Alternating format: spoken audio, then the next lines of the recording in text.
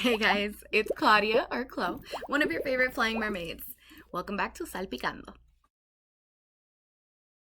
Today we will be focusing on coral rehabilitation through coral farming.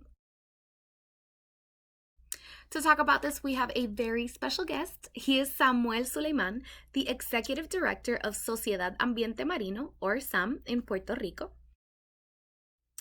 SAM was created around the year 2000. They had done some projects before, but this is kind of the official date. They started as a nonprofit organization in Puerto Rico with a focus on marine conservation through both education and action. They have managed to do some pretty cool projects and amazing efforts for the oceans. They have several very important projects for coral rehabilitation. I like one that is on the island of Culebra specifically because it's my second home. One of which is to repair damage done by Hurricanes Irma and Maria in the year 2017. Of course, they were in Culebra years before this, but these hurricanes had a very destroying impact on Culebra, and Samuel will talk about this a little bit more. Coral farms, I believe, are an extremely useful and crucial method in helping coral reef structures because at the rate they are declining, they cannot recover naturally without assistance like these farms and nurseries. Some of the things that impact corals are damage caused by global warming, natural disasters like the previously mentioned hurricanes, and of course, human impact. Guys, if you're boating, please be careful where you anchor. And also, if you see corals or any type of sea life, please don't take it out of the water. It is very harmful for them. So today we will be asking Samuel or Sammy a series of questions so we can learn more about these projects. Hi, Samuel. Thank you so much for being part of Salpicando. It means a lot. How are you today? Hi, Claudia, our flying mermaid. Thank you for giving the opportunity for this interview. I will try to answer at my best and hope to share the message of what we do at Sociedad Ambiente Marino. Awesome. That is exactly what we're looking for. So let's go ahead and dive in so people can learn a little bit more about SAM and their projects. When did you begin working on coral rehabilitation in Culebra? Was it always through SAM? Yeah, we have starting with Dr. Edwin Hernandez, our senior scientist in Sociedad Ambiente Marino. We established in 1999 several recovery restoration projects through Fundación Toyota. And we, in that occasion, what we do was collect fragmented corals and placing them onto the reef with several techniques that we were trying and improving during that time. After that, Dr. Hernandez started the project with Dr. Antonio Ortiz to bring coral from Guanica, Puerto Rico, to Culebra Island. And Sociedad Ambiente Marino start helping in the process to transport, translate, and transplant the outplanting of the corals. Also established the first farms. At that time, we were in the process of the creation of the administrative organization. We have been working Sociedad Ambiente Marino almost 5 years before we make our incorporation paperwork.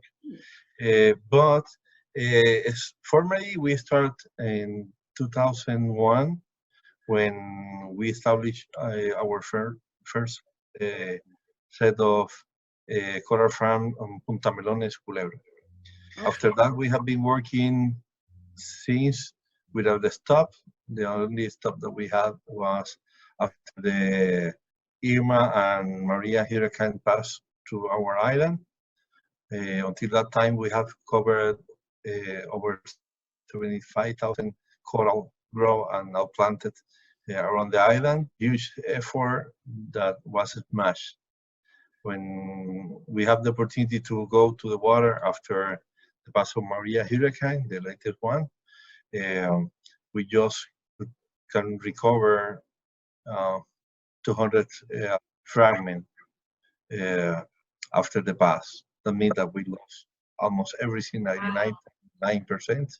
Yeah, that was a big impact. 200 from, you had originally, how many you said? 5,000? 25. Wow. That was hard. That was hard. That was Yeah, a big loss.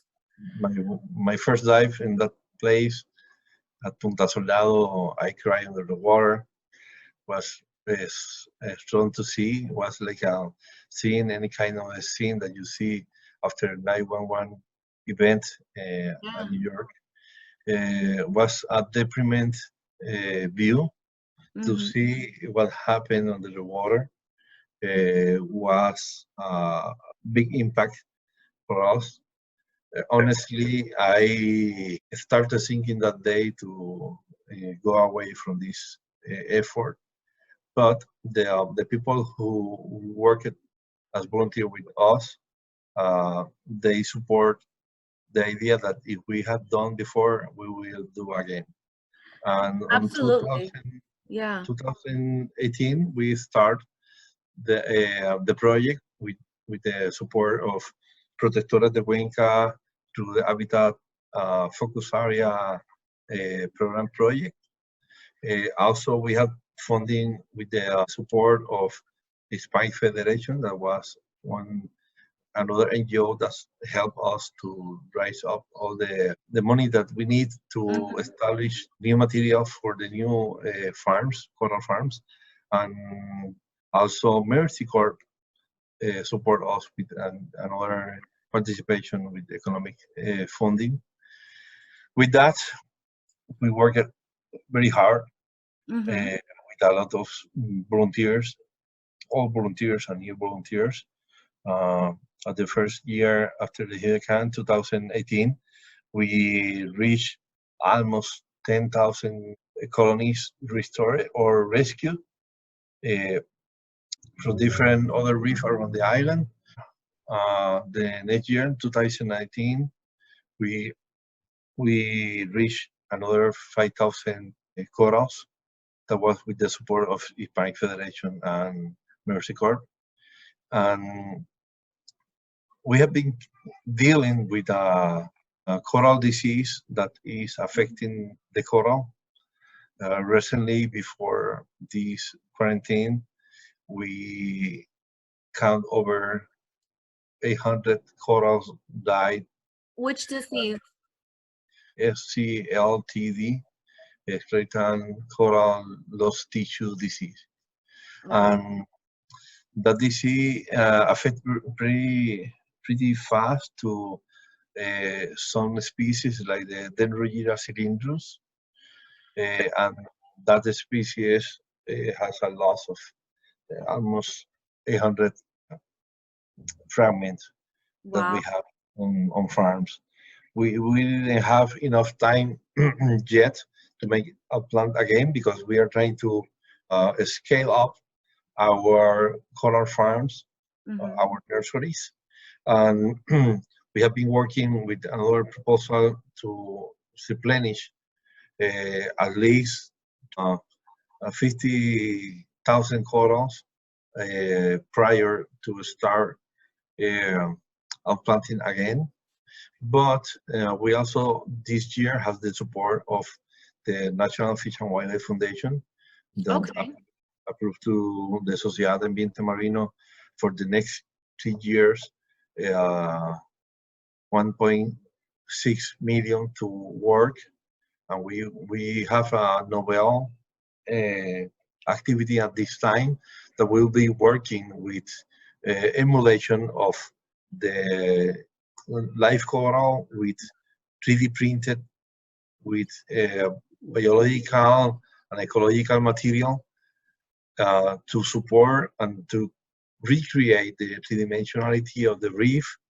That means that we will be using the technology to impact the reef, and we will be protecting the entry of the electricity cable to Culebra Island and the water pipe.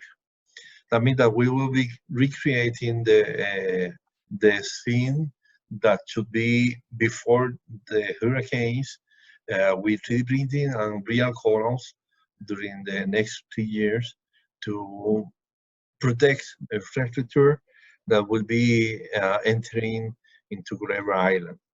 That will require a lot of volunteer to accomplish with the required matching funding for the proposal. At this time, yesterday we have a virtual conversatory about planet ocean that we have another over 70 new candidate to be volunteers in the new projects. That's good. That's good. That's a good number. Yeah. And I think that's a synopsis of the history of the coral farm, the Sociedad Ambiente Marino nurseries in Culebra. That's great. It seems like you guys did a lot of work, especially with the hurricanes. And something that I find really curious is people don't understand how important corals are, and the infrastructure for erosion. And having warmer waters per se causes bigger and stronger hurricanes. And when they come through, like if we don't have strong corals, the erosion and the impact on the coast are just destructive, like to a different potential. So I think it's really great that you guys didn't stop your work and, you know, you kept motivated and kept going, because you guys did a lot. You did a lot after the hurricane. Those are great numbers. So you mentioned a few different techniques of rehabbing the corals. Like I know there's passive rehab, which is mostly maintenance and cleaning the beach and you know, things that people are more used to. But I know there's also active rehab, which is basically the nurseries and coral farms. You mentioned the 3D printing. Is that a type of is that bio rock? No, we don't use the bio rock. What we will be doing with the 3D printing modeling is working more with mimetic of the same structure that we'll be placing, and we will place this artificial coral created by 3D printing, protecting the new unit of real coral until the 3D printing coral that will be with a natural source of filament of algae. That will mean that it will be degrading after a couple of time until the real coral that have been planted get stronger to the substrate. Wow, that's really cool. That's really, really cool. Wow, I love that. Will be the first time, and we are waiting for the end of the quarantine to start the resources, because we have the difference between other projects is that we have include at every time of our effort also the science process. And what we will be doing with this is we will collect information before the corals with oceanographic instruments, and what will be the effect after all these outplanting coral take and grow over the past of the next 2 years. Wow, that sounds like an amazing project. I'm really excited to see that. Something that you say before is true, that we affect more than we guess that we are doing. About what you said before, I think that people have to be more aware how our behavior affects not just the coral, also all the rest of the atmosphere. That means that we have to take care about our consumption and our emission, and we can try to be more organic or more natural in our process and prevent all the disposals that can be carried to the ocean. We can see a lot of garbage that is land-based, source of pollution in our reef, and that affects very much. And the importance of the coral, the people have to understand that it not just give us a sort of food to the fish and other creature that are in our coastal areas, also make a protection of our infrastructure, like I said before, with the electricity cable and water pipe to our ferry transportation system, to the houses and all the properties that is around. And we have to take care of the reef to let them take care of us in the case that we will be having more stronger storms and hurricanes. As we have been seeing the go back of the nature when this system appear, we suffer pretty hard because we have to adapt to the nature, not against the nature. And I think that with that in mind, we have to take more care of our resources. I totally agree. I totally agree. Especially with the when you said that there is garbage that you find that is from inland. I think that's a very important fact that people don't understand, that it doesn't matter if you're close or not to the coast. Usually the dump sites from the garbage will still have runoff and end up in the oceans or in different water sources. Like different bodies of water will have garbage from the mountains, and people don't understand that it still does affect. I mean, garbage in general is just, it's taking over so much space in the world. It's something we really need to learn how to manage. I totally agree with you on that. You did mention species in like the fish, that they do provide sustenance, and like it provides food for us. When you are working with the coral nurseries and the farms, throughout so many years, because you've been working in Culebra for a while now with the corals, is there any specific species or any animal that's returned because there's more corals? Have you seen any positive changes to the biodiversity in Culebra? We start making restoration several places on Culebra, but after the Punta Melones, where we start our former coral farming project, we select the Bahía Tamarindo beach. That beach is located at the side of the landfill, where is all the garbage of the island. And because no one, neither the locals, went to that place we started restoring, because that was several craters from the bomb when the Marine Navy bombed the island at the 70s. And no one go to that beach before, and we start because it was a quiet one without the visitor of any tourists neither. But we start restoring after that. We saw plenty of fishes there coming back to the reef, and we also start seeing some rays and some sea turtles. The people start looking for a place that wasn't so crowded, like Flamenco Beach. That is one of the best 10 beaches on the world. And when the people go to Flamenco and see that it's pretty crowded, then look for another option and go to Tamarindo Bay.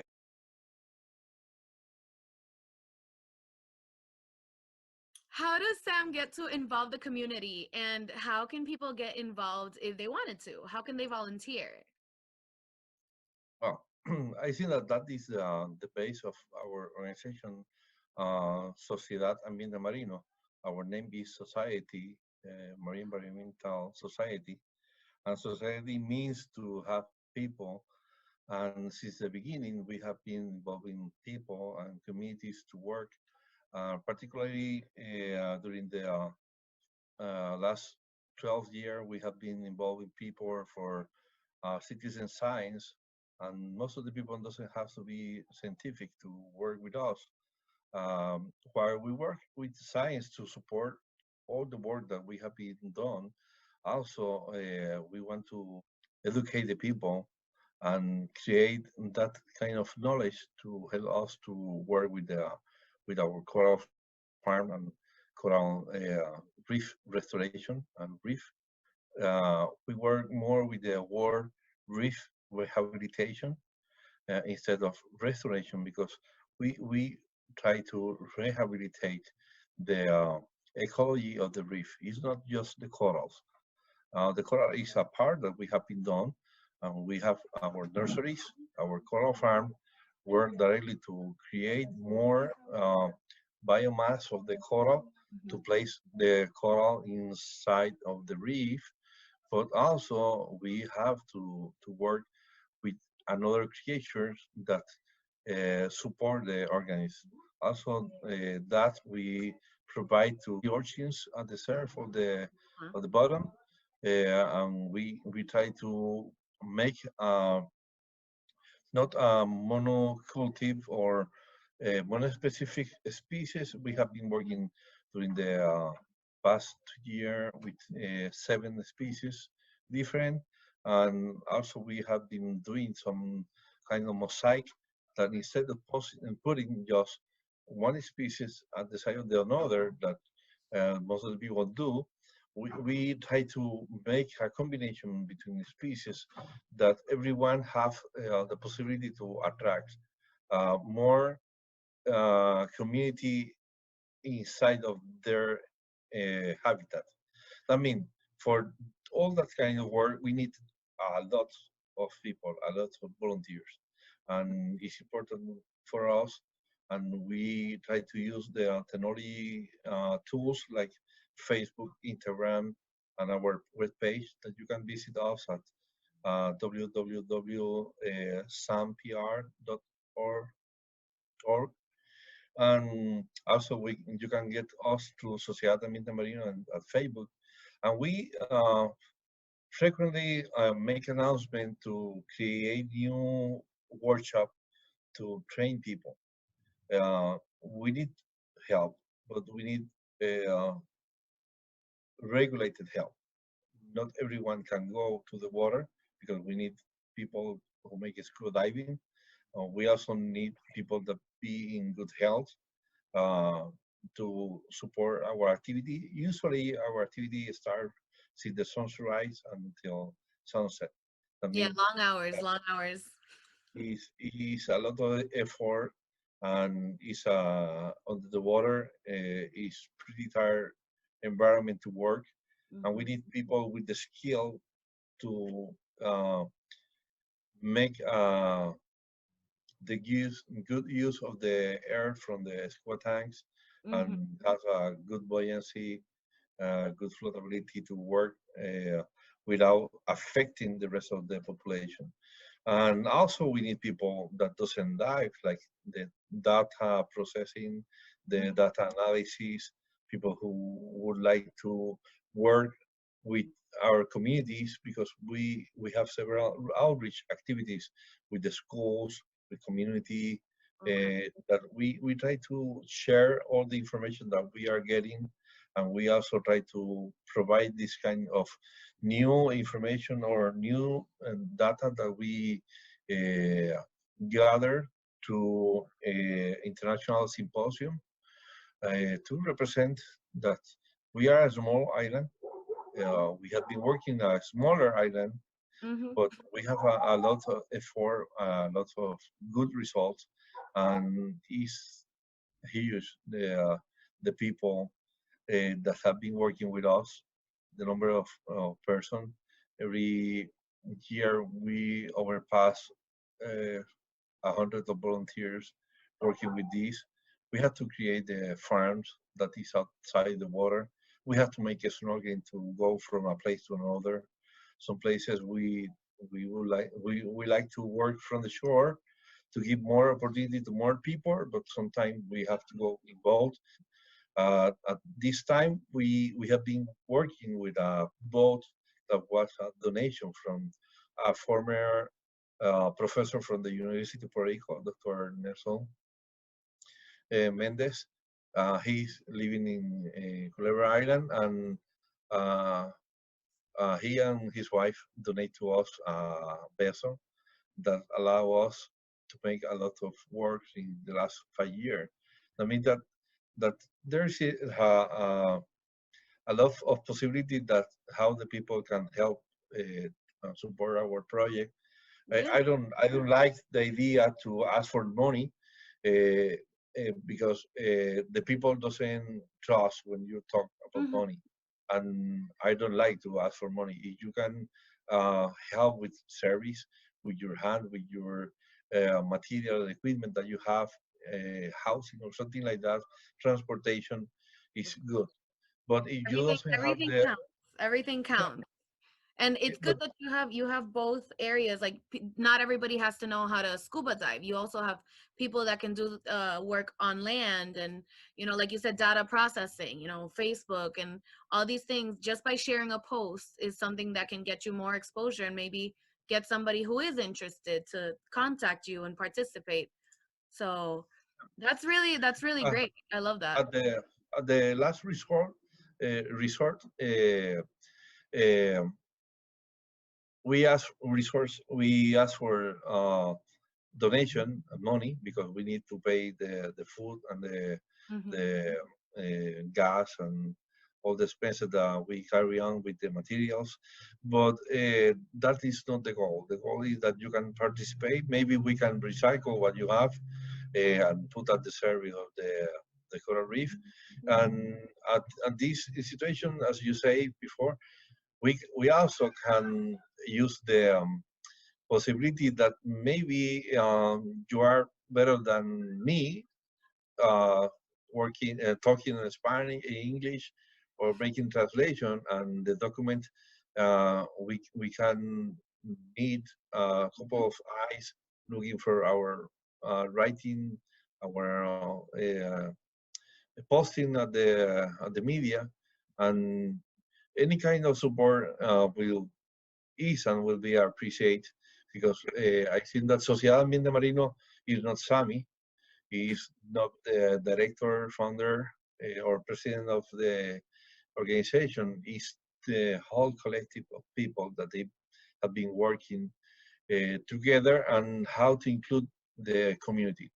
Yeah. The community uh, is core, is medular, is I think that is more important, as I told you before, after the hurricane when it all the destruction passed.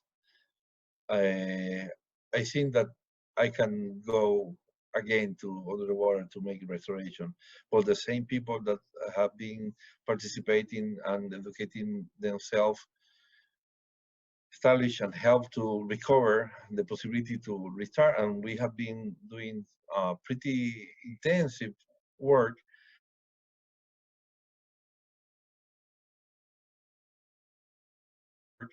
And I think that when you understand something, you start loving it. Mm. And we need people to get uh, personal feeling of belonging uh, because if you feel that this belongs to you, you will protect.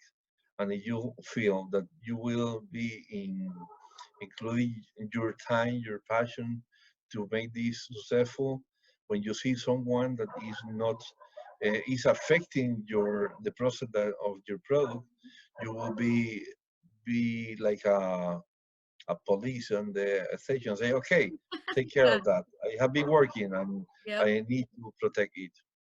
Yeah, I totally agree. There's a this quote I love from Jacques Cousteau that it says people protect what they love. And it's I think it's obviously he was one that was very I love him ever since I was a kid. He was so passionate about discovering the ocean. He created the aqua lung, like so that quote for me is always something that I try to remind myself like people protect what they love. So as you mentioned, it's something that I totally agree on is that people need to learn, and I think the community being involved does get them that like that love or that sense of belonging, like you said. Like it's It's a part of me, so I will protect it. So I love that you mentioned that. I really do. So to close off, what is some recommendations you have for the public when they're close to the corals, or maybe just in general? Anything that you think is people should definitely know once they're near corals? I think that during this time, in the time of quarantine, that we have been seeing what happened with the war, and we have seen also the response of the wild animals. I think that we have to understand that our planet ocean, uh, need that we change our styles. We have to take care of what we have been doing that is not good and is wrong, and we have to correct. Not just under the water. And under the water, when you see an organism, they are not for collection. Every uh, every part of the composition of the habitat has a function. And I have 5 kids, and I have enjoying all the all the movies with them. And like Lilo, the Lilo Stitch say, everyone has a participation in the war. And I think that every creature has a, a purpose. Mm-hmm. And if you see something that look great, take a picture. Mm-hmm. Get a good memory of the what you saw, and keep it alive, because you don't know how much that creature can contribute to the ecosystem. By Mm-hmm. example, the Diadema antillarum, the sea urchin with the line, the longest spine. Mm-hmm. The people afraid of them, but they are herbivores that keep our reef clean. Yeah, they're like And lawnmowers. yeah, They they clean clean. all the algae that takes over the corals, right?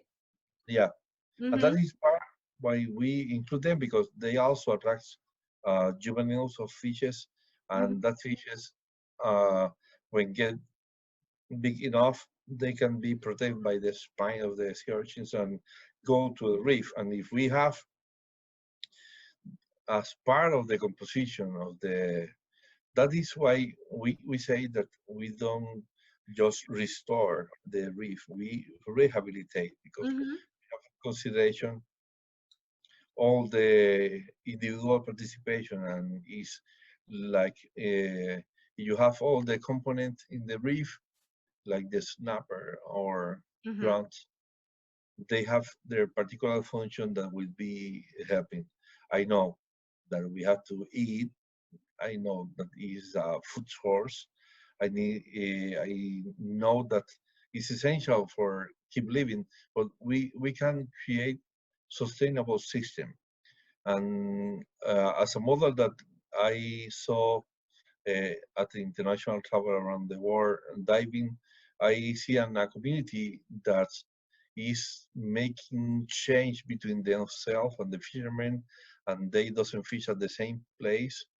They don't go with the people for tourism at the same place, and they make rotation, and they move the people from different places to see the fishes, and they get only by demand what they need. They don't get scarce all the fishes because Mm-hmm. they want money, money, money.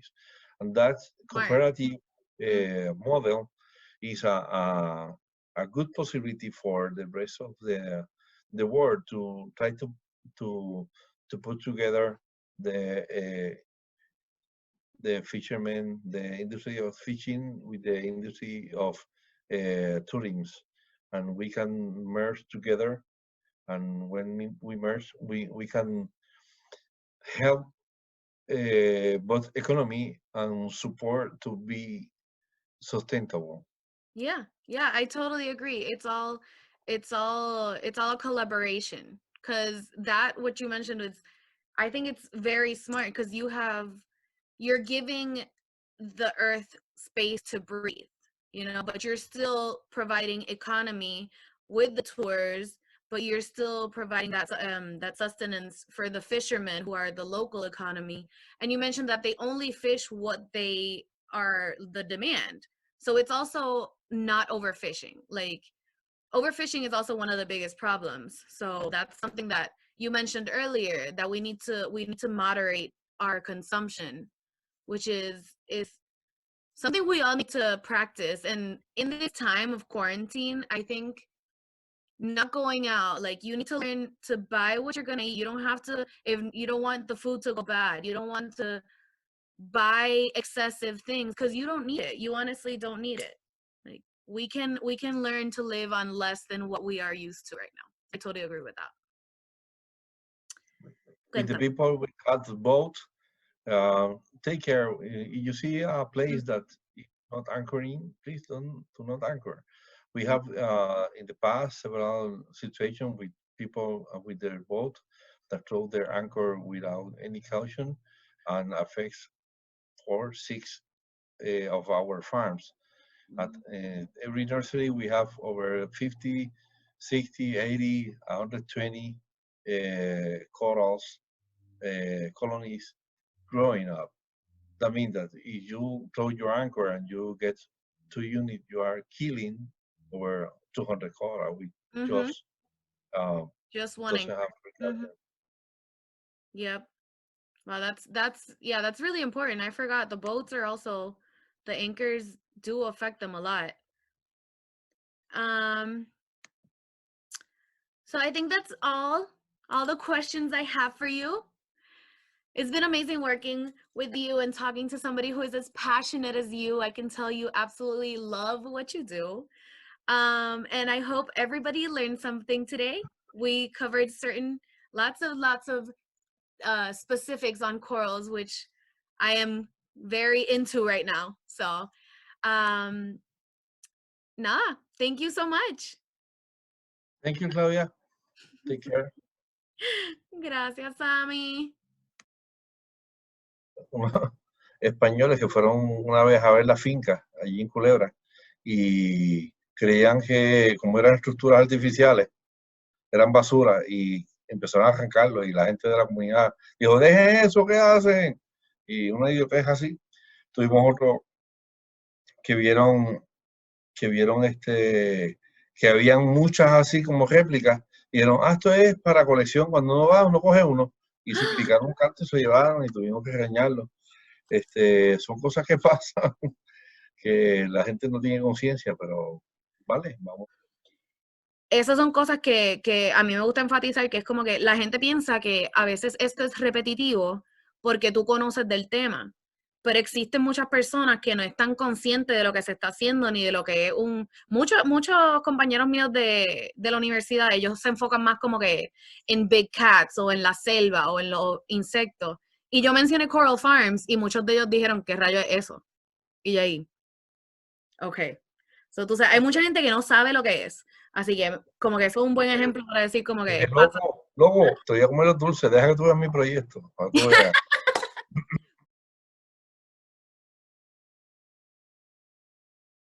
Después, son gente de todo el mundo que estábamos reunidos en el consorcio de restauración de corales. Y muchos me preguntaron, acá, pero el acrónimo ese, ¿dónde está el acrónimo? Sam.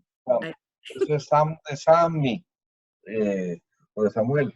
Y yo pues, no, es que mi escuela de buceo se llamaba Ambiente Marino. ¿En serio? Sí, yo soy instructor también de buceo. Y entonces cuando parte de los requisitos que yo siempre le daba adicionales, yo decía, bueno, conmigo yo no voy a cobrar lo que cobran las escuelas, porque yo lo voy a dar un servicio mucho más arriba de lo que se requiere, pero también lo voy a requerir más. Y una de las cosas que voy a requerir es que la última buceada sea de restauración del fondo, que toda la basura que veamos, todo eso lo hagamos para que tengamos un mejor sitio que bucear la próxima vez. Y empezamos los estudiantes míos a ayudarme. Y entonces empezamos a ir a diferentes partes de la isla con pescadores. para que nos dijeran dónde ellos habían perdido sus nazas. Entonces tú sabes que la mayoría de los pescadores no bucean, algunos ni nadan. Y entonces empezamos a ir a estos lugares, y entonces nos decían, mira, es que la mujer de fulano se fue conmigo y fulano se enfogonó y me cortó las boyas de las nazas, y las nazas estaban como por aquí. Entonces yo me tiraba con la gente a buscarlas. Y entonces cuando encontrábamos las nazas, Claudia, literalmente era como una piñata. Desde que nosotros llevamos al fondo hasta que subíamos, eso eran langostas y peces saliendo. Pues las rompíamos, pues llevaban mucho tiempo perdidas.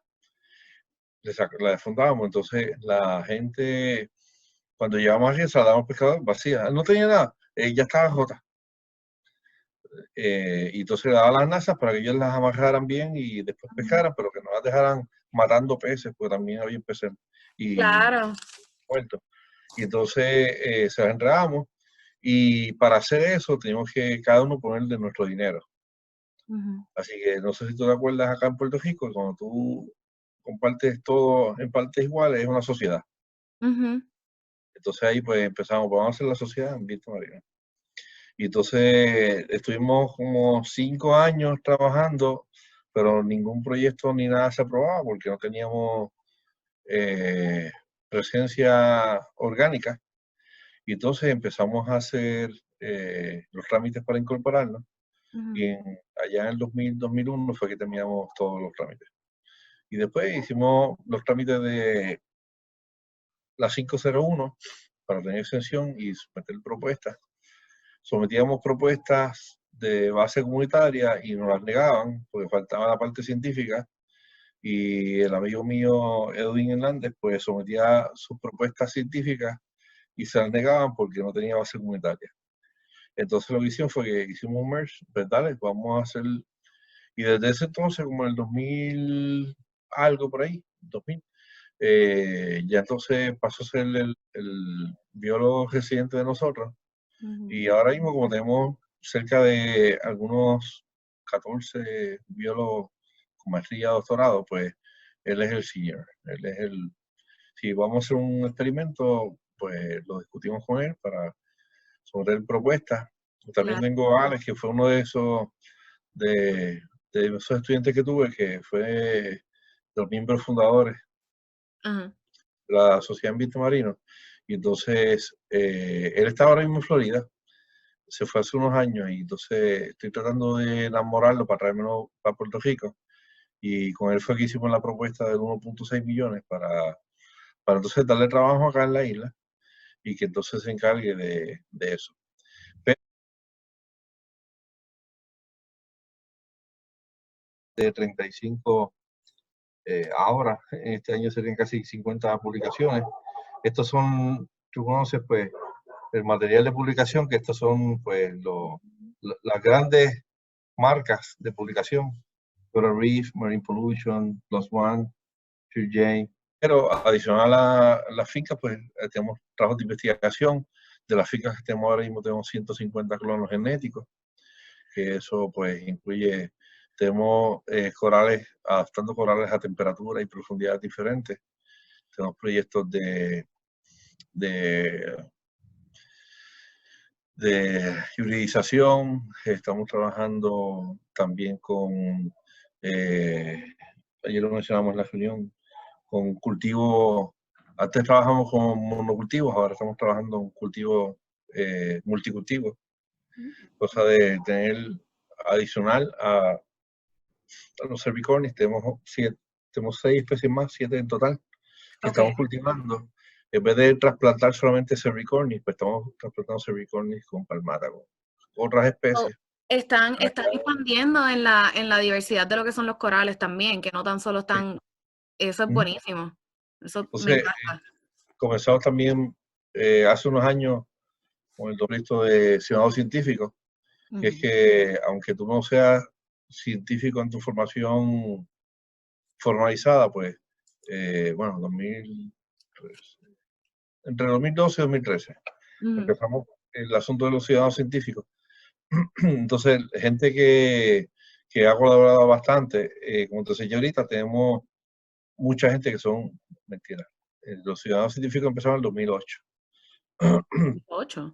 El primer grupo fue en Vega Baja. Ahora mismo es un grupo independiente que se llama Vidas, que va a Ajá, reunir claro. el desarrollo autosustentable.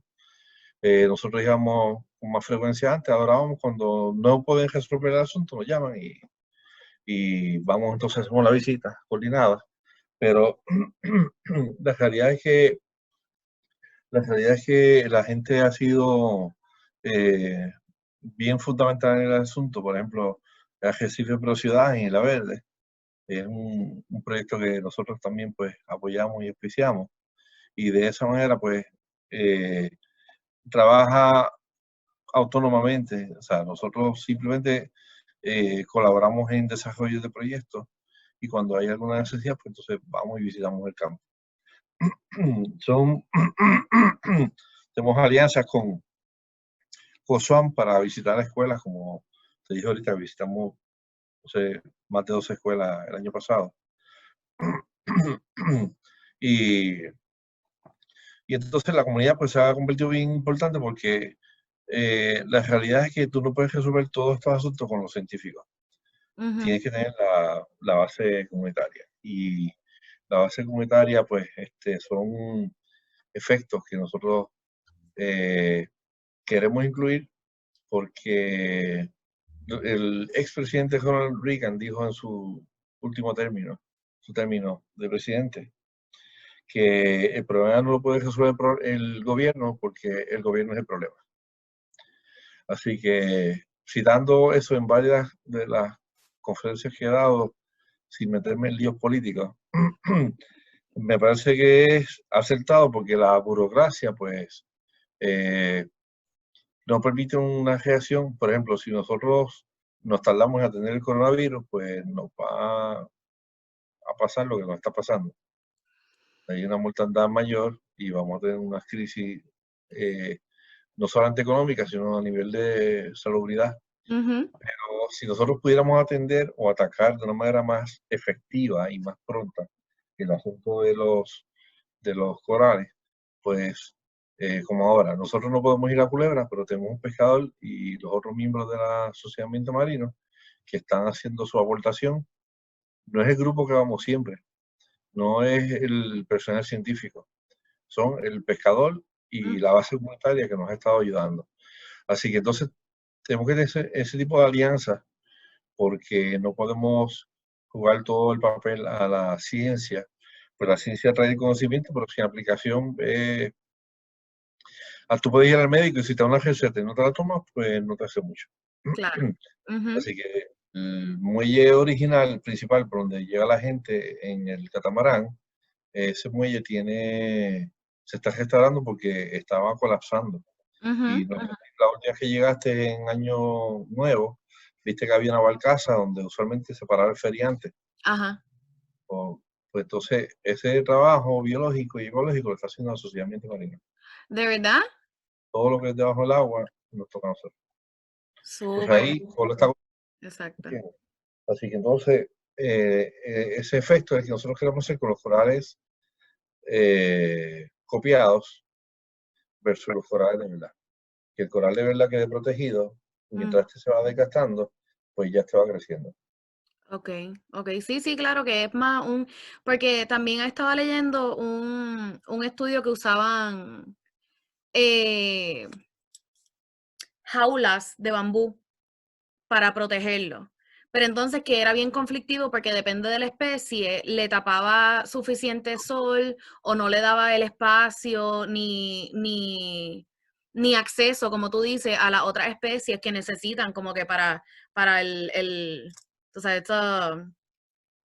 ¿cómo se llama? It's a mutual thing, que necesita todos los elementos. So, estaba viendo que eso para algunas cosas funciona si es como extreme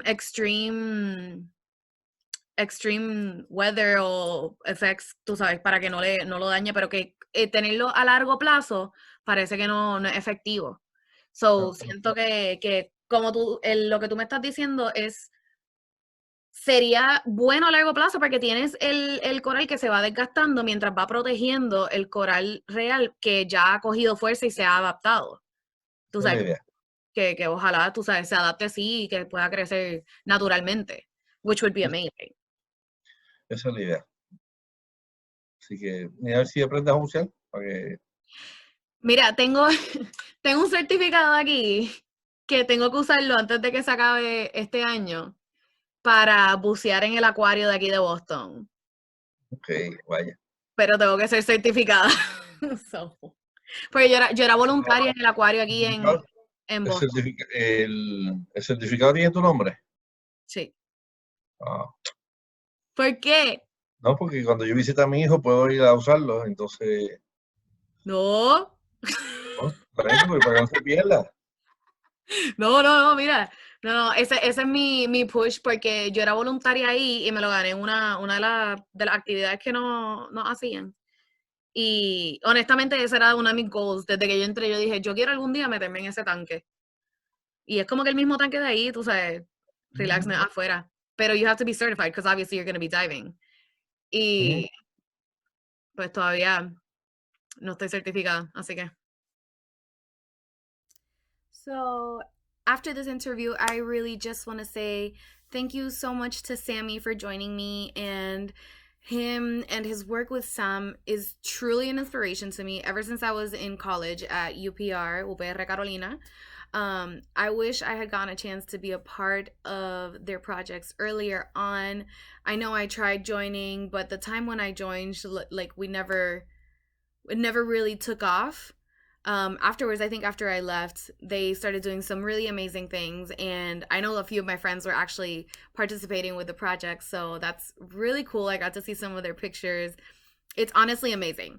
Thanks for everyone who joined us today on Salpicando. Let us know your feedback and any subject you would like to see covered on future episodes.